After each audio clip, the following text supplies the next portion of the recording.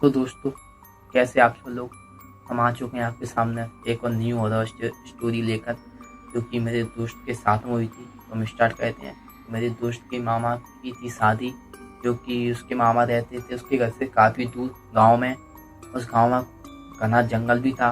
लेकिन गया वो अपने मामा की शादी में, और उसके मामा की हल्दी हो रही थी। वो सोचता मेरा क्या होगा, मैं कभी घूम ही आता हूँ। अपने दोस्त से बात करते करते एक जंगल में पहुंच जाता है, और जंगल में जाता है तो उसे कुछ अजीब सी आवाज़ आने लगती है, रोने की, हंसने की।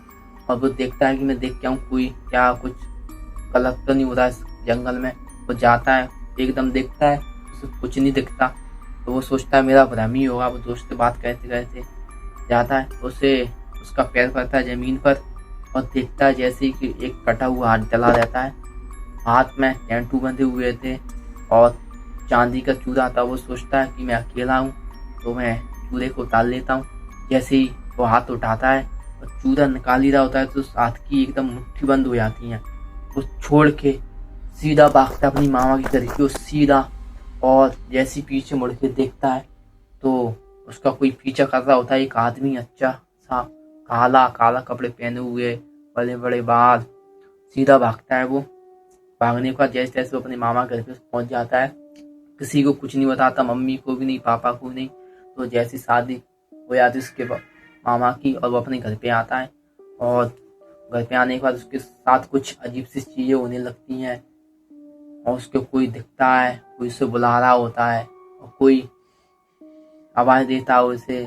और जी एक दिन पेपर देने गया था अपने कॉलेज का, उसके साथ बाइक से गया था। रात को लौट ही रहा होता है, तो उसकी गाड़ी पे कोई, ऐसा लगता है कोई पीछे बैठा हुआ चीज दिखता है पीछे बैठ के। तो उसको कोई आदमी दिखता है, जो कि उसको दिखता था काले कपड़े पहने, बड़े बड़े बाल, हाथ कटा हुआ, एक हाथ कटा हुआ उसका।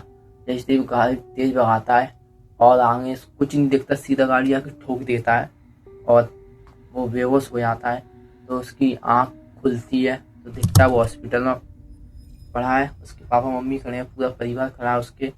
पूछता क्या हुआ, ये घर के आगे सबको सब कुछ बता देता है, मेरे साथ ऐसा ऐसा हुआ।